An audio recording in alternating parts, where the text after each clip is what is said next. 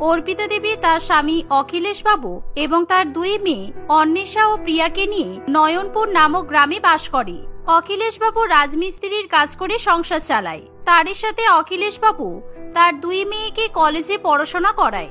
ছোটবেলা থেকে অর্পিতা দেবী তার দুই মেয়েকে ভালোবাসে, তাদের মধ্যে কখনো কোনো পার্থক্য করেনি। কিন্তু প্রিয়া ছোটবেলা থেকেই অন্বেষাকে একদমই দেখতে পারে না, সবসময় তাকে কালো বলে অপমান করে। এরকম অপমান সহ্য করতে করতেই অন্বেষা বড় হয়ে উঠেছিল। এখন তারা দুই বোনে একই সঙ্গে কলেজে পড়ে, কিন্তু তবুও প্রিয়া অন্বেষার সঙ্গে কোনোদিনও কলেজে যেতে চায় না। মা, তাড়াতাড়ি খাবারটা দাও তো, আজকে আমাকে তাড়াতাড়ি কলেজে যেতে হবে। কি ব্যাপার, আজকে আবার তোর এত তাড়া কিসের? তুই তো এত তাড়াহুড়ো করিস না, আজকে আবার তোর পড়ার চাপ এলো নাকি? মা, তাড়াতাড়ি দাও না, আমার বান্ধবীরা আমার জন্য অপেক্ষা করছে। খাবারটা না খেয়ে আমি তো বেরোতে পারছি না, আর তুমি তো আমাকে খাবার না খেয়ে ছাড়বেই না, তাই তাড়াতাড়ি খাবারটা দাও। খাবার খেয়ে আমি চলে যাচ্ছি। কিন্তু প্রিয়া, তুই একা যাবি কেন? অন্বেষাও তো যাবে। তোরা দুই বোনে একসঙ্গে যা, একই বাসে তো উঠবি, তাহলে একসঙ্গে যেতে কি সমস্যা? আমি ওর সঙ্গে যাব না। রাস্তাঘাটে যদি ওর সঙ্গে আমাকে কেউ দেখে ফেলে তাহলে আমার মান সম্মানটাই চলে যাবে। তুমি তোমার বড় মেয়ের দিকে একবার তাকিয়ে দেখেছো ও কতটা কালো? আর আমার পাশে দাঁড়ালে সবাই তো আমাকে অপমান করবে। তুই সব সময় কেন অন্বেষাকে এরকম ভাবে অপমান করিস বলতো? তুই ভুলে যাচ্ছিস অন্বেষা তোর থেকে বয়সে বড়, আর তাছাড়া ও তো তোর দিদি। তুই তোর দিদিকে এরকম কিভাবে বলতে পারিস? কালো বলে কি ও মানুষ নয়? আমি তোদের দুজনকে সব সময় সমান চোখেই দেখি। আমি কি কখনো তোদের দুজনের মধ্যে পার্থক্য করেছি? তুমি পার্থক্য করো আর নাই করো, তাতে আমার কিছু যায় আসে না, কিন্তু আমি ওই কালো মেয়েটার সঙ্গে কখনোই একসঙ্গে কলেজে যাব না। আমার বান্ধবীরাও তো ওকে দেখে অপমান করে, তাই কলেজে আমি কখনোই ওকে বোন বলে পরিচয় দিই না। প্রিয়া, এটা কিন্তু তুই অনেক ভুল করছিস। দেখ, এখন তুই ছোট, তাই তুই এরকম কথা বলছিস। তুই যখন বুঝতে শিখবি তখন হয়তো এরকম কথা আর বলতে পারবি না। দেখ মা, এটা বলা খুবই খারাপ। যতই হোক না কেন অন্বেষা তোর দিদি, ওকে যথেষ্ট সম্মান দেওয়া দরকার। উফ, অত সম্মান দেওয়ার মতো সময় আমার কাছে নেই। তুমি আমাকে খাবারটা দেবে নাকি আমি না খেয়ে চলে যাব? এই বলে প্রিয়া চলে যেতে যাবে, তখনই অর্পিতা দেবী তাকে বসিয়ে দেয় এবং তার খাবারটা পরিবেশন করে দিলে প্রিয়া খাবার খেয়ে তাড়াহুড়ো করে কলেজের জন্য বেরিয়ে পড়ে। এই দেখে পিছন থেকে অন্বেষা তার বোনকে ডাক দিতে শুরু করে। প্রিয়া, এই প্রিয়া, তুই একাই চলে যাচ্ছিস কেন? আরে আমি তো যাব, আমার জন্য দাঁড়া। অন্বেষার কোনো কথা না শুনি প্রিয়া সেখান থেকে চলে যায়। অন্বেষা, আয়, আগে খাবারটা খেয়ে নে মা, তারপর না হয় চলে যাবি। আর তাছাড়া প্রিয়ার নাকি একটা আর্জেন্ট দরকার ছিল, তাই জন্য ও তাড়াহুড়ো করে চলে গেছে। তুই ওর কথা বাদ দে মা, তুই তো জানিস ও সব সময় তাড়াহুড়ো করে। ও ঠিক আছে, আজকে ওর তাড়াহুড়োটা গেল না? সব সময় ওর তাড়া থাকে, আর আমি ওর সঙ্গে যাওয়ার জন্য বসে থাকি। এই বলে অন্বেষা মন খারাপ করে খাবার না খেয়ে বাড়ি থেকে বেরিয়ে পড়ে। তার মা তাকে ডাকাডাকি করলেও অন্বেষা তার মায়ের কথা শোনে না। ঠিক এভাবেই দেখতে দেখতে কিছুদিন কাটে। কিছুদিন পরেই অন্বেষা এবং প্রিয়ার জন্মদিন ছিল। মা, বাবা, আর তো কিছুদিন পরেই আমার জন্মদিন। তোমরা আমার জন্মদিনে আমাকে কি উপহার দেবে? আর হ্যাঁ, আগে থাকতেই বলে দিচ্ছি, আমার কিন্তু অনেক টাকার দরকার বাবা। আসলে আমার বান্ধবীরা আমার বার্থডে সেলিব্রেট করার জন্য অন্য জায়গায় যাওয়ার প্ল্যান করেছে, তাই আমাকে ওখানে যেতে হবে। কিন্তু প্রিয়া, তোর কত টাকা দরকার? আর তাছাড়া আমি তোকে যদি সব টাকা দিয়ে দিই তাহলে তোর দিদিকে কি দেবো? ওরও তো জন্মদিন। বাবা, তুমি বরং ওকেই টাকাটা দিয়ে দাও, আমার কিচ্ছু চাই না। আর তাছাড়া আমার তো বন্ধু বান্ধবও নেই, তাই আমার কোনো জায়গায় যাওয়ার প্ল্যানও নেই। যা হবে বাড়িতেই হবে। তুই ঠিকই বলেছিস অন্বেষা, তোর জন্মদিনের পার্টি আমরা বাড়িতেই সেলিব্রেট করব। আর প্রিয়া, তুইও সন্ধ্যাবেলা বাড়িতেই থাকিস। সন্ধ্যাবেলা কোথাও বেরোনোর নাম করিস না যেন। তুই সব বান্ধবীদের বাড়িতেই আসার কথা বলে দিবি। পরের দিন তো যেখানে যাওয়ার হয় যাবি, তখন আর আমি কিছু বলবো না। ঠিক আছে, আমি তাহলে জন্মদিনের দিন আমার বন্ধুদেরকে আমার বাড়িতে আসার কথা বলে দিচ্ছি।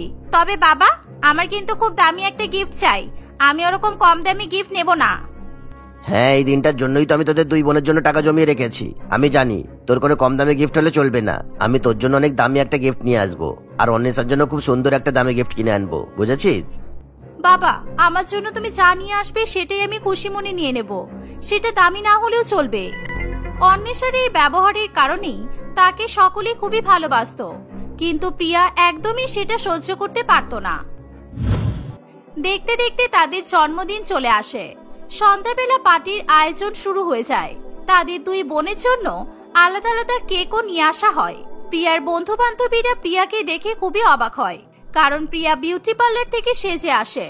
কিন্তু অন্যদিকে অন্বেষা, সে একটা লাল রঙের জামা পরে শুধু হালকা সিম্পল ভাবে সাজগোজ করে। আর সকলেই প্রিয়া এবং অন্বেষাকে দেখে নানান রকম কথা বলতে শুরু করে। প্রিয়া, তোকে আজ এত সুন্দর লাগছে, আমরা তো তোকে দেখে একদম অবাক হয়ে গেলাম। কিন্তু তোর দিদিটাকে আজকে দেখতে ভূতের মতো লাগছে। দেখতে কালো, তার উপর আবার গায়ে লাল রঙের জামা পরেছে। একদম জোকার মনে হচ্ছে যেন কয়লার গাড়িতে আগুন ধরে গেছে। শিল্পা, তুই একদম ঠিক বলেছিস। আমার তো ওর দিকে দেখলেই হাসি পাচ্ছে। প্রিয়ার দিদিকে দেখে আমার তো হাসি থামতেই চাইছে না। সত্যি সার্কাসের জোকার মনে হচ্ছে একেবারে। প্রিয়ার বান্ধবীদের মুখে এই কথা শুনে অন্বেষার বাবা মা কষ্ট পায়। তবে অন্বেষাও সব কথা শুনে একেবারে চুপ করে থাকে। কিছুক্ষণ পর অখিলেশ বাবু তার দুই মেয়েকে সমান দুটো গিফট দেয়। তার দুই মেয়ের জন্য সে একই রকমের ড্রেস কিনে নিয়ে আসে। সেই ড্রেসটা অন্বেষার খুবই পছন্দ হয়, কিন্তু প্রিয়া কিছুতেই তাতে খুশি হতে পারে না। বাবা, তুমি আমার জন্য একই রঙের ড্রেস কিনে এনেছো। তুমি তো জানো অন্বেষা যেগুলো পরে আমার একদমই সেগুলো পছন্দ হয় না। আর একই রকমের ড্রেস পরলে রাস্তাঘাটে সবাই বুঝতে পেরে যাবে আমরা দুই বোন, আর সবাই আমাকে অপমান করা শুরু করবে। প্রিয়া, তোর বাবা অনেক ভালোবেসে তোদের দুই বোনের জন্য সেম ড্রেস নিয়ে এসেছে, আর এটাকেও তুই এরকম ভাবে অপমান করছিস? চুপ করে যেটা দেওয়া হয়েছে সেটা রেখে দে।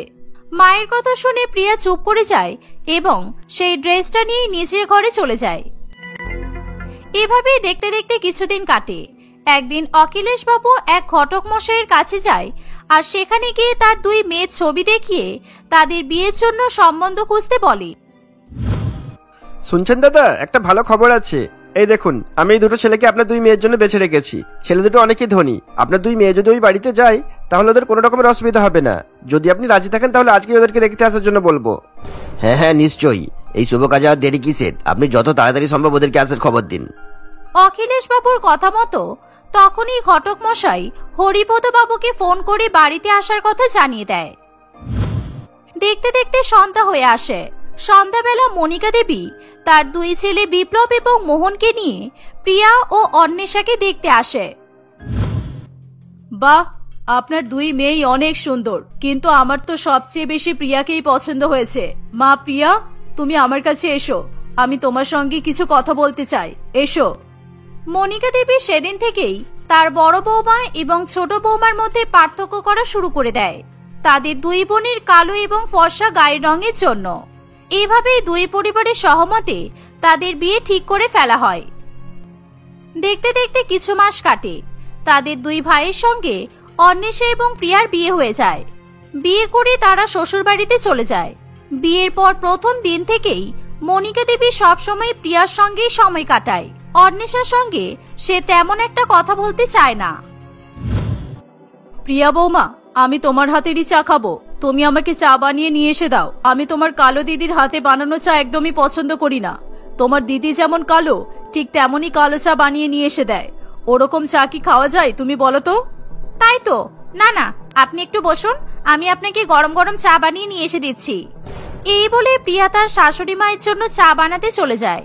ঠিক এরকম ভাবেই দিনের পর দিন মনিকা দেবী এবং প্রিয়া অন্বেষাকে অনেক ছোট করতে থাকে। অন্বেষা ভালো মনের মানুষ বলে সে কিছুই মনে করে না, সবকিছু চুপচাপ মুখ বুজে সহ্য করে। এভাবেই দেখতে দেখতে বিয়ের 1 বছর সম্পূর্ণ হয়ে যায়। আর কিছুদিনের মধ্যেই আবার তাদের দুই বোনের জন্মদিন চলে আসে। এটা তাদের দুই বোনের শ্বশুরবাড়িতে প্রথম জন্মদিন ছিল। প্রিয়া বৌমা, কালকে তো তোমার জন্মদিন, তাই না? এটা আপনি কিভাবে জানলেন মা? আমি তো ভেবেছিলাম শ্বশুরবাড়িতে হয়তো আমার জন্মদিন সেলিব্রেট করা হবে না, কিন্তু আপনি এটা কিভাবে জানলেন? আমার সব থেকে ভালো সুন্দরী বৌমার জন্মদিন আমি মনে রাখবো না, সেটা হতে পারে? শাশুড়ি মায়ের মুখে এই কথা শুনে প্রিয়া খুবই খুশি হয়। আর তার পেছনে দাঁড়িয়ে ছিল অন্বেষা, যে কিনা চোখে জল নিয়ে শাশুড়ি মাকে বলে, মা, আপনি প্রিয়ার জন্মদিন মনে রাখতে পারলেন, আর আমারটা মনে রাখতে পারলেন না?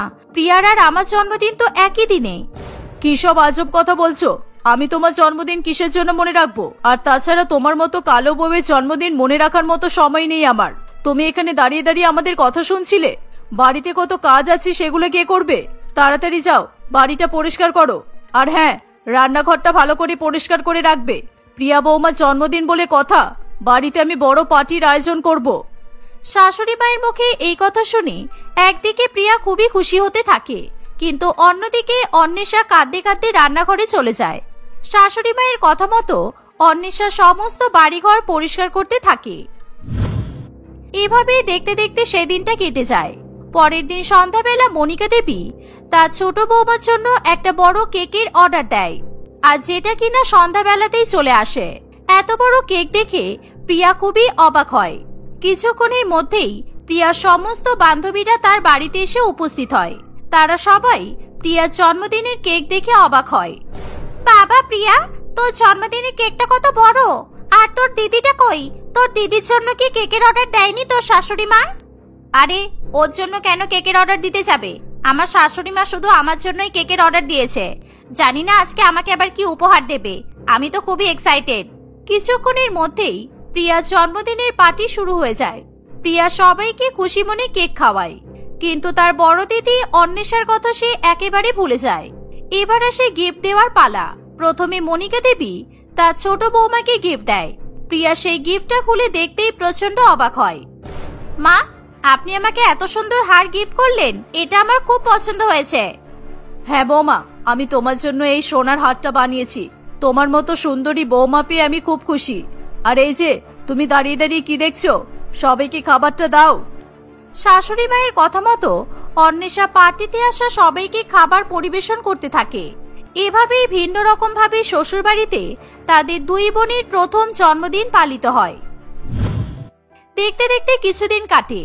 একদিন মনিকা দেবী এক ভাইরাস জ্বরে আক্রান্ত হয়, তাই ডাক্তারবাবু তাকে রুমের মধ্যে বন্ধ অবস্থাতেই থাকতে বলে। ডাক্তারবাবুর এই কথা শুনে প্রিয়া শাশুড়ি মায়ের কাছে যাওয়া বন্ধ করে দেয়। কিন্তু এসব দেখে অন্বেষা সহ্য করতে না পেরে সে তার শাশুড়ি মায়ের সেবা যত্ন করতে থাকে, আর কিছুদিনের মধ্যেই তাকে সুস্থ করে তোলে।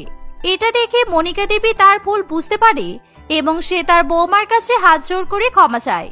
সেদিনের পর থেকে মনিকা দেবী তার দুই বৌমাকে সমান চোখে দেখতে থাকে।